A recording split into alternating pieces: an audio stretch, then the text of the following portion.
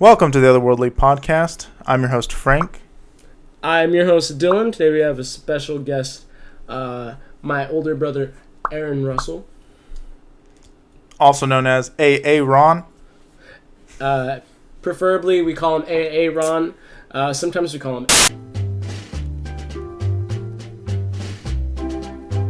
Today we're going to be talking about a few things. First thing I want to start off with is we're open for submissions on the otherworldlypod at gmail.com. So definitely if you want to send in spooky stories, personal accounts, or just scary stories in general, go ahead and send a submission to that. Also, we got a few stories that we plan on talking about, and a few others we might just sprinkle in there for fun. Fitness and brain fiber. The full name of the article is Poor Fitness has been linked to weaker brain fiber. Then we got a body part broker out of Morgan, Colorado. I hope that title is enough to let you know kind of what we're talking about. And last but not least, China has been fighting pollution. With the whole political climate, it's interesting to see them making that kind of initiative. So let's jump right into it. So the first thing we're going to talk about is the fitness linked. That was a friend of ours watching the podcast. She couldn't contain herself anymore, so she had to leave. She got fired. It's hard to get good help these days. It's really hard to get good help these days. If you have a good application, submit it to the Otherworldly Pod, and we will consider it. Now, the first thing, before we talk about the fitness linked to the brain fibers, how much do you guys work out on average? I bike 6 miles, actually 12 miles every day. 12? Yeah. What about you, Aaron? Well, let me do some math here. Each baby weighs about, I don't know, roughly here we go 25 again. pounds right now. So 75 pounds. I carry about 75 pounds up these dirt stairs every day, probably about twice a day.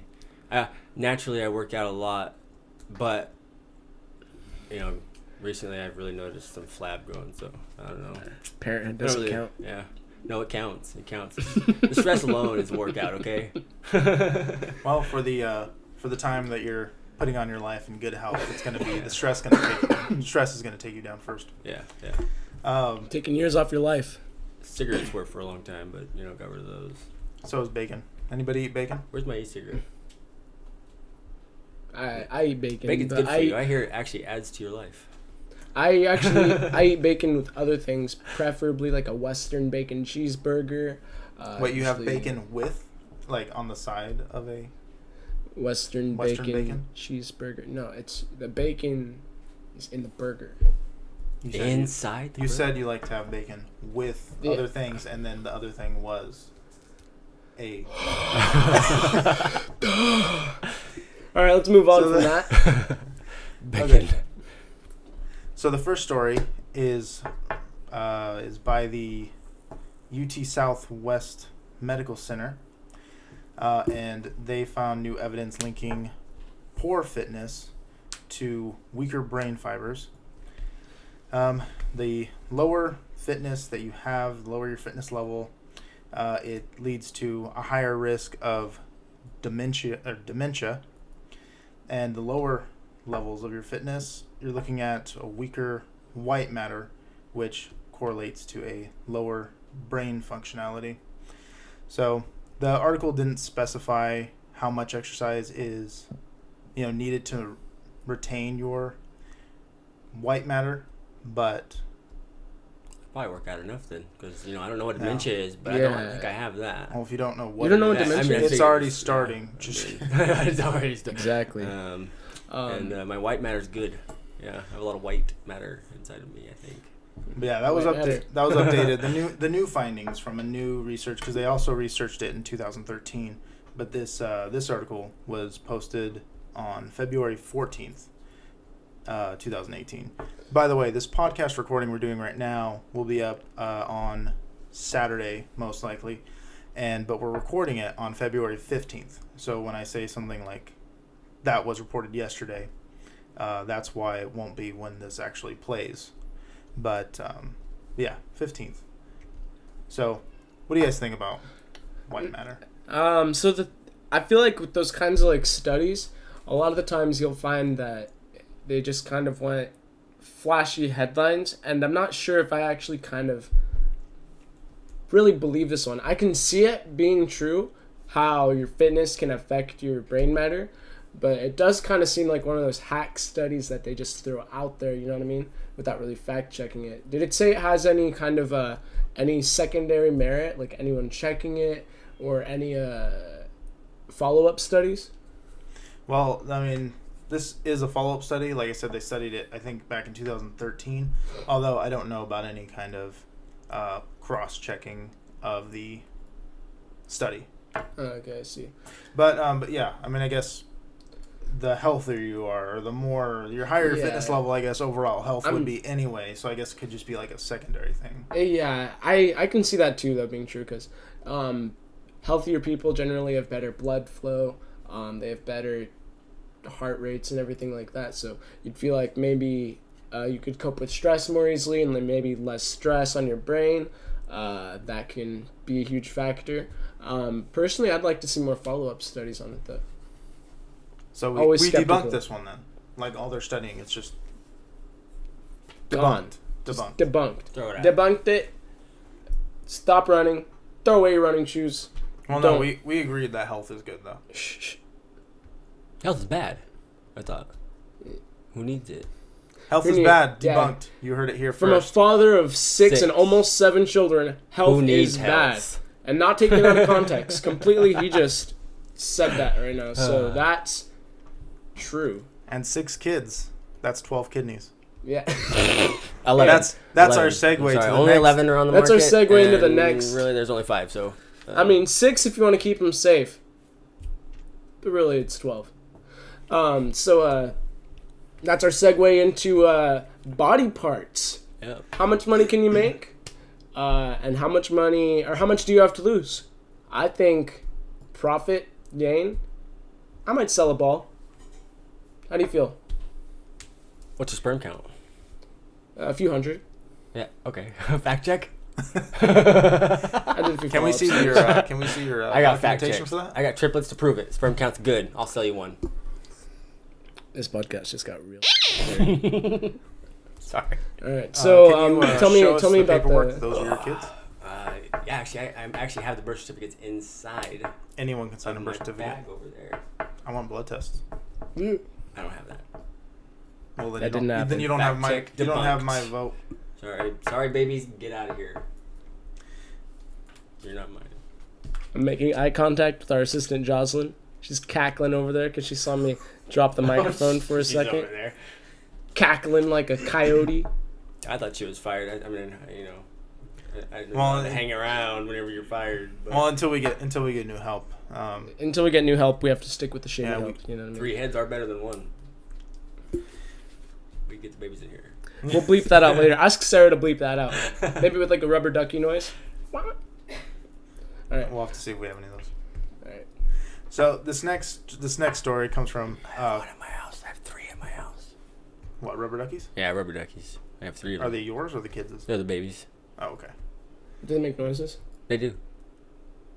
All right. Make a note. We need those rubber duckies. All 3. All right. Back to the story. So, in Colorado, there was a funeral home attached to a cemetery that was selling body parts. I don't know who they were selling them to. I don't know who's buying body parts, because it's a funeral home. They're not a hospital. Fresh. Yeah, it's not fresh. They're already dead when they get there. But when and I'm not sure who tipped them off, but FBI, of course, ended up swarming the place, and they found that there was, of course, documented evidence that these body parts were being sold. Documented? Yeah. So this guy like. I don't know. I 3 mean, kidneys. it's definitely not a legit business, but they had. I don't even know if it was the organs. It said body parts in the article. Oh, like Body 4 parts. arms. It's like a finger. Yeah, so it 3 could have fingers. been. Whole hand, $5. 1 index. Yeah, and what's crazy is that I mean, if you're wondering how could they get away with that, is that the urns they were filling with cement, like powder cement instead of in substitute of the ashes, people's ashes instead of whenever they cremated them. Wait, isn't that going to be Cremated? insanely heavier? That's I don't know. not, no, like- not for dried cement. Plus, nobody knows they can. Okay, so when you get an I urn, think you're right, Dylan. you're not gonna know. Like they can put like just 1 pound of powder in there because nobody knows how much ashes you actually get from a body.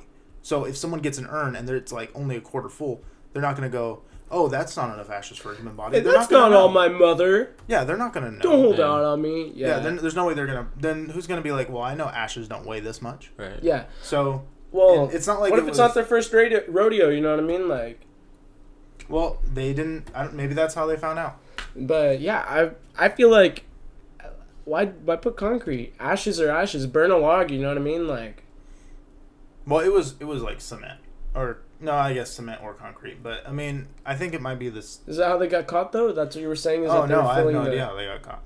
Oh. I don't know how they got tipped off. I just know the FBI shut them down. The funeral home and the cemetery have been shut down indefinitely. Definitely. Well, so what happened to all the Cemetery bodies that even? are there right now? I mean, I don't know. I'm. is it a relocation program for dead bodies or what? I didn't really read. Okay. Not that I didn't read the whole article that was there. This was, by the way, was on Reuters. REUTERS.com. Yes, I believe so. Right, and for anyone who wants to check out that story, we might put the link to it into the description, just so that we have all of our sources. And cited. if, I'll have to find out what the website was on the first article, and we'll probably include somewhere in there. But yeah, I don't know. It was a recent story. I think this one was posted about two days ago. So I'm thinking either all the information hasn't come out yet, or they might just be like, I mean, it was the funeral home's cemetery, so they might have also sold those body parts. So the FBI might be digging them all up to make sure they're all accounted for. So that might be a reason why that they right. Grandma and Annie got buried and she had all of her body parts there, and they opened it up and she doesn't have an arm anymore, and they got a lawsuit on their hands. I mean, if they even get out of jail, kind of like the really big question is like, how many open caskets like we're missing an arm or a leg? You know what I mean? Like, how do you? Were they robbing bodies before they got buried, or would they bury it and then pull it out? Like, well, I mean, since one of the main points that the article had was that they were filling it with cement, I'm pretty sure that most of their job included cremations. Oh, so they weren't robbing. They probably weren't robbing like caskets. They were just robbing the bodies due to be turned to ashes. Okay, so that way there is no evidence really. Right. I think that makes a lot more sense. Okay. So that might be what happened, but until further information comes out on that. The fact that they can be shut down tells me that it's a privately owned cemetery. So I didn't even know. Yeah, I didn't know cemeteries could be privately owned. I thought that was a thing for like cities. That was government. Yeah, so I think it was a private, because in the pictures it looked pretty small. It didn't look like it had too many plots. A lot of cemeteries are actually privately owned. I've seen some small cemetery, small town. You know. Yeah, I mean the main town cemeteries are huge.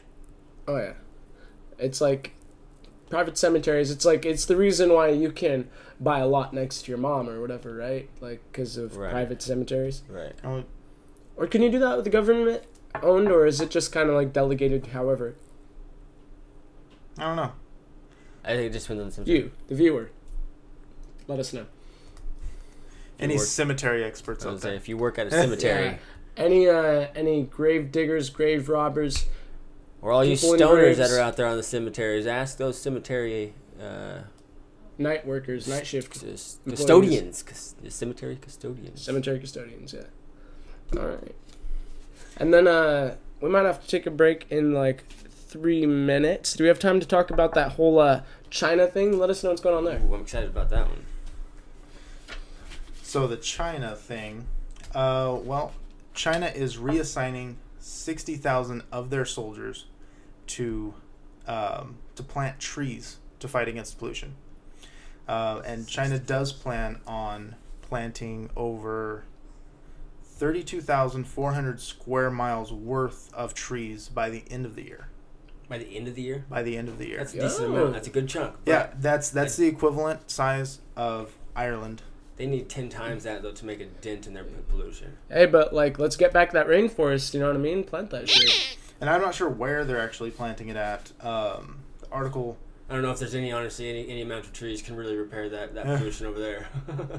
hey, if you cut down emissions, you start planting trees, we're taking good steps. You know what I mean? Yes. Hey, we're not going to fix anything overnight. No.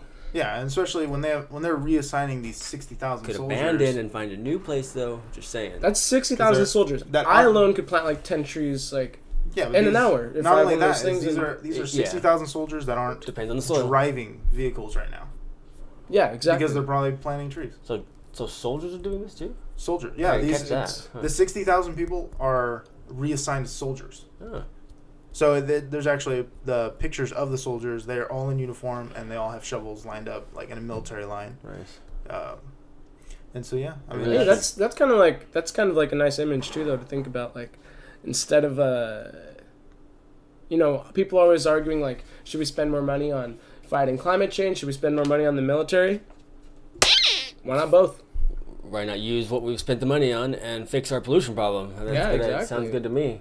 China's got it going. It sounds like one of those nice little kind of fixer-upper solutions. I hope that they commit to it. That's the thing. We want to see them actually follow through on that 32,400 square miles worth. Square miles? Well, square miles of trees by the end of the year. That's amazing. We all suffer from their pollution. Let's be real here. I mean, it's not just. It's not just them though. The U.S. did it. The U.S. pulled out of the Paris Accord, so it's a thing. It's everyone, every major economic country. The only difference is that they have more people, so they have more output.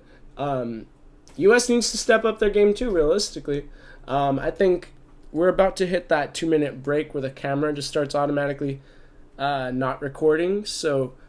Stick around for a moment. We'll be right back, I believe. Are you going to be able to stick around, Aaron? I don't think I will be, though.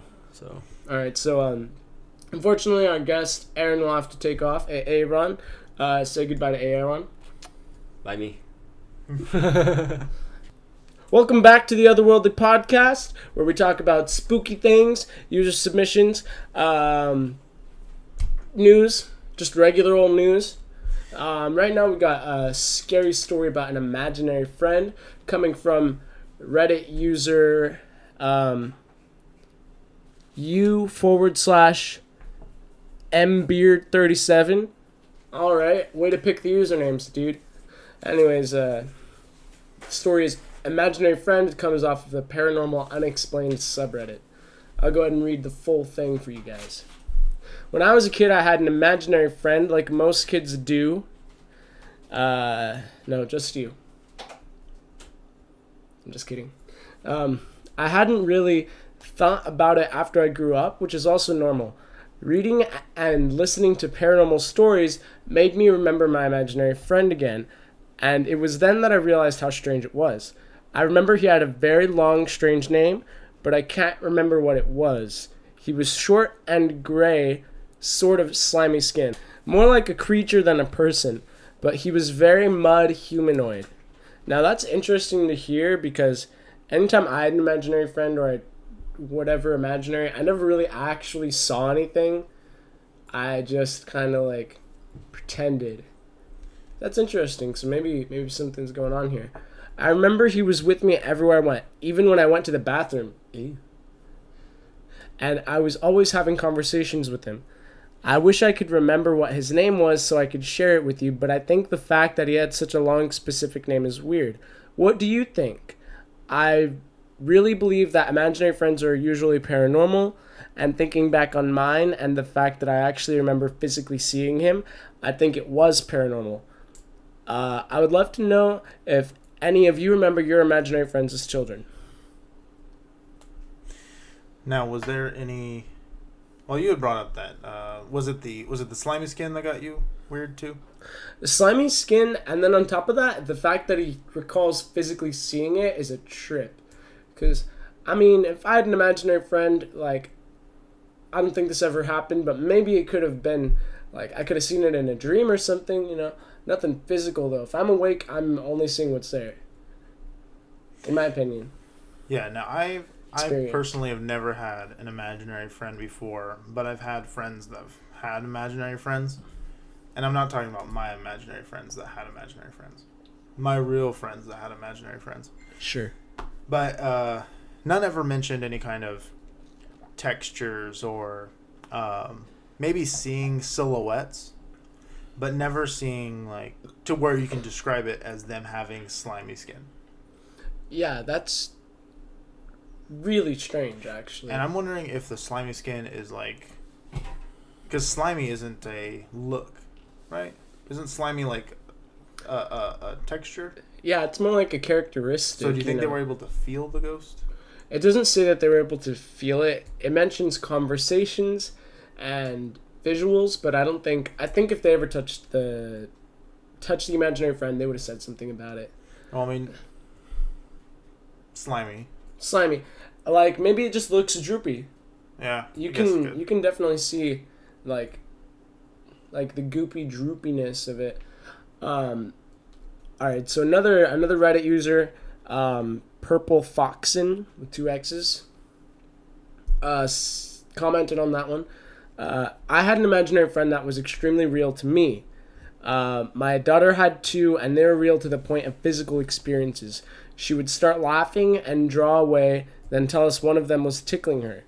It was always good experiences, never scary, so I never worried. Really? You never worried? Yeah, I was gonna say I would. For real, I would be worried. Ghost tickling my child? Pedophile ghost? No, fuck no. Alright, so they did what most imaginary friends do and went away as she grew up and got a sibling. The thing is, I remember my imaginary friend clearly. My daughter has no memory of hers. She's now 19. Her father and I do, as well as her grandparents. But if we mention them, she can't remember. She was more than old enough to remember them when they went away, so I don't know why. Wait. More than old enough to remember them when they went away, so I don't know why. Oh, okay. So that's interesting, too. I don't see any comments on that story, but on that subject matter, like, I kind of want to know what other people think. If there's a ghost, like, in your opinion, if there's a ghost, like, hanging out with your kid, is it okay if they're being friendly, or would you want to... How did you feel about that when you heard him saying he wasn't worrying about it? Well, I think that's strange, personally, because I would definitely worry. Yeah. Like, even if I were... I mean, I believe in the paranormal, and I do believe that it very well could have been a ghost instead of an imaginary friend. In fact, just having that read makes you wonder, where is the line between what an imaginary friend is versus what a ghost or experiencing the paranormal? Where's the line in that? Like, does being tickled change it from being an imaginary friend? Tickled, definitely. Tickled, I think visuals, even audio. I think being able to physically describe your imaginary friend, that's the threshold for sure. Like, you're not just imagining it at that point. There's something there, either mental or paranormal. There's something there. Well, what I find interesting about, maybe not the first story, well, the first story, Slimy Skin, was interesting. The second story, with the guy and his daughter, was that he was able to remember his experiences, but she wasn't able to remember hers. So, like, I can see why an imaginary friend you'd be able to remember, or a ghost you'd be able to remember. So, what I'm thinking, not to be negative about it, but maybe suppressed memories. See, I was thinking about that too. He didn't say how old she was when she was seeing it, so maybe if she was like 5 or 6, I can see those memories disappear. I think if it was a fake imaginary friend, it's more likely that the memory wouldn't stick out. You know what I mean? Like, because kids, they always say, you know, like, silly imaginary things when they're growing up. And then kind of when they're older, they forget it, because those kinds of... that memory wouldn't be significant, you know what I mean? There's no real, like, content. It's just something that they said. I feel like if the ghost was... or if it was actually a ghost or more paranormal or physical, then it's more likely you would remember it. Because it wouldn't just be imaginary, it'd be something that was there. Yeah, I guess I can... yeah, I guess I'll agree to that. That's a good way to look at it. I'm staying optimistic because I don't want to believe that, you know, the ghost did something bad and then now she's suppressing it, you know. Well, I mean, you can... I don't know. Do you get to choose what you suppress? Like, does it have to be a bad memory you suppress? I know suppressing memory is the first thing anyone's going to think of is suppressing a bad memory, but can't you suppress good memories? I don't know why you'd want to, but... If the good memory gets associated with something bad, I think. But there has to be something negative involved. I think you need something, you need a reason, either fear or psychological, like, to suppress a memory. You can't have just good things, you know.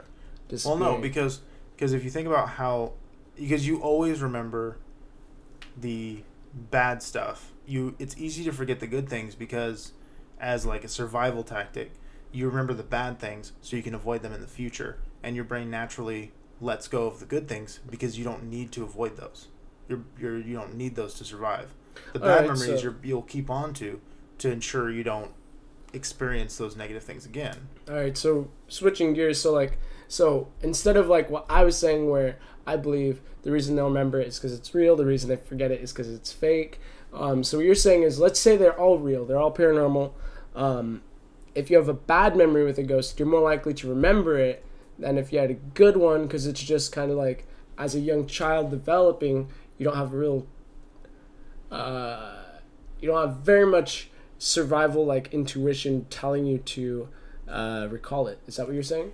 Yeah, and I guess that kind of hurts my point ultimately. Yeah. But I mean, he was able to remember it, like, because he had the same type of friend that was very. He said he had the same touchy-feely. Yeah, he had the same kind, right? Yeah. Than his daughter. That's why he was like okay with it. I think he said his daughter had two. Let me see. My daughter. Let's see.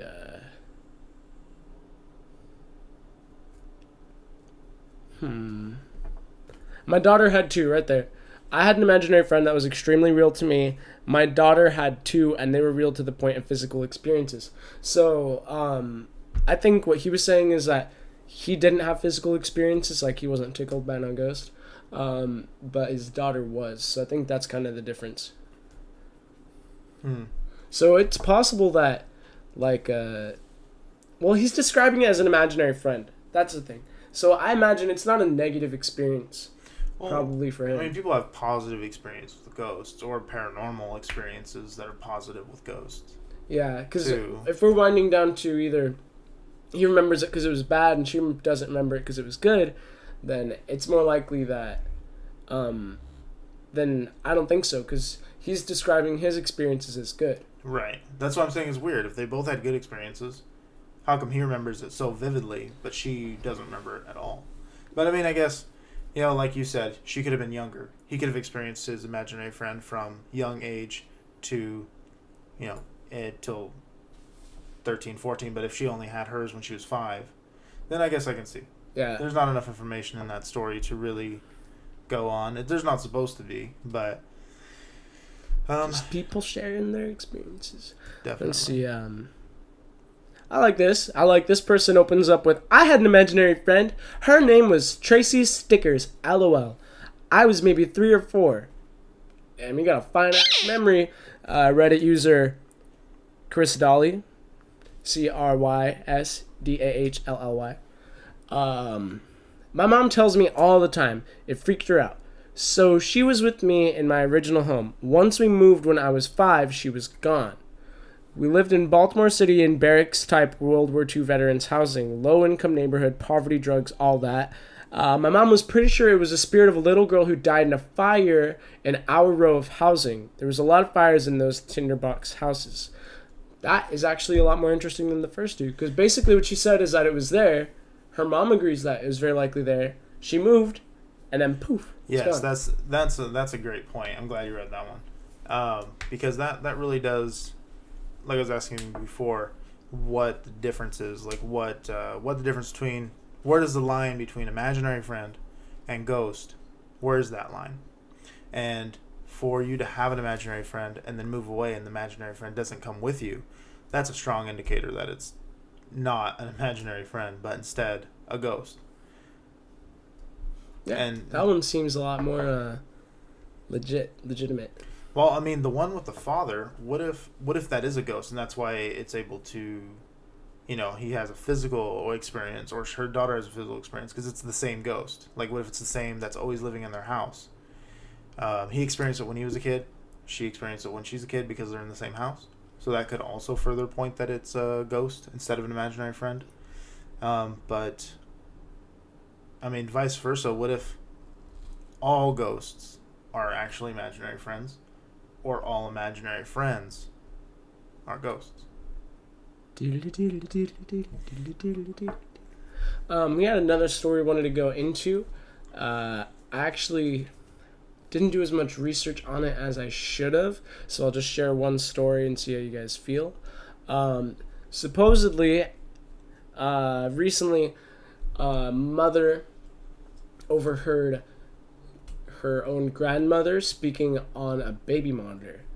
Now the thing is that the grandmother had been dead, and so she's hearing this over the baby monitor on her child in the house, because she's a good parent, so she has the microphone set up next to her child, for those of you unfamiliar, and she's just listening. So over the baby monitor, when she's trying to sleep, she hears her own mother's voice, and she's dead. So she, being worried, being a good mother she is, she goes down to check on her child,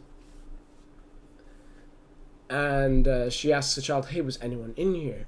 And the kid tells her it was her grandmother. All right, what do you think of that? So, like, the kid says it was... So, wait, was it the kid's grandmother? Mom's mom, kid's grandmother. Okay, so... Okay, gotcha. So, that is very... I actually, regardless of who it was, that's still very... That is utterly terrifying. I mean... And also kind of cute, if you think about it. Well, even though it was a loved one, I would still be worried. Because it's like, I don't want to be... It's like, I don't you want to heard sound... the audio. I don't want to sound pessimistic, right? Is that what you're going to say? No, I was going to say, I don't want to sound... I forgot what negative? I was say. Like, no, I don't want to sound like mean or rude to, like, my family, but to anybody, I guess, really, I wouldn't want to have someone of my family pass away and then start haunting me. Like, not because I dislike them, but because I want better things that's for them. just not really... Yeah, that like, sucks. You should have better things to do when you pass on and not haunt me. I'll be watching those football games. Grandma, get the out of my house. Well, no, it's just, oh, God. Like, dealing with a regular ghost would be hard enough, but, like, I think that what it gets your it grandma, for me... you get home, she's cooking rice. Come on, abuela. Calm down. Abuela. Yeah, no. So, screw that. Because it's like... So what I'm worried about is that there's a lot of stories when it comes to demonic rituals and, like, just demons in general, if they exist, that Still they will copy... they want to convince you to let them in or to agree with them, and they'll use any tactic. So if you have a loved one that's passed on, they can easily, if they're real, they can easily just mimic them. And that's what's worrisome, because if it was a complete stranger, I wouldn't trust them to begin with. But when it's a loved one, I don't know how I would react. Because you'd want to trust them. You'd want to embrace them, like, hey, but that's the whole thing. I mean, that's what I'm worried about. All right, I can see that. I can see that being a lot more worrisome, because it's like a demon, and they're just trying to kind of like camouflage themselves with someone you love. That, and they're checking out the baby. So, yeah, I see your point there. Now, if demons are real, that's kind of, if this whole paranormal thing is legit, all these stories, that's terrifying. And I don't know if it mentioned it in whatever the source that you read that from, but did it say did she just hear that it was the grandmother's voice, or did she actually hear? She heard it herself, so she kind of heard it, and she was like, "That sounds like my grandma, but so I don't want anyone in the room with my child." So she freaked out and ran down there. So she didn't hear the grandma actually say anything, or like words. She couldn't recite any words or anything. I'd have to do a little more of in-depth research. Yeah, I've seen YouTube videos that they have actually, even specifically, I think there's even YouTube videos with baby monitors, all about it. But there's always those weird. I don't know. There's too many things that are unexplainable that happen to just say that there's nothing going on. It could be just as innocent as a loved one that passed away coming and wanting to let you know there is an afterlife, all the way to a demon that just, or a demonic figure of some sorts that's just using the voice to convince you to trust them. Bottom line, always be a skeptic. Looks like we're about to hit our time. We're almost at 20 minutes. Yeah, we're at 19. Oh, nice. I think, yeah, we're basically all dry. We're all dried up for the episode. Is there anything else you wanted to go into? Well, I just want to say that we want to thank our special guest, A.A. Ron, for his appearance today. And want to give a special thanks to our assistant for that. For this mistake. I don't know if the camera's checked, if the camera even has it in its angle, but there's a giant white smear on the wall. It was there before, but she definitely made it worse in her failed attempts to clean it. Yeah, so again, what we want from you, the viewers, is that if you have an assistant, a person, if you have an application to be an assistant and are completely qualified, I mean, you need doctorates at least. Yeah, at least 8 years of medical education. Yeah, send that to our email. If you have stories, anything you want to tell us, if you have anything, imaginary friends, ghosts, because of this podcast, you might think, oh, you had an imaginary friend, but now might think it's a ghost. Tell us why. Send it to our email. What's that email again? It's going to be otherworldlypod@gmail.com. Hopefully we'll flash that onto the screen so you can see. We're basically out of time. I think the cameras might have already stopped recording. So thank you all for being here. Please send some submissions for next week's episode.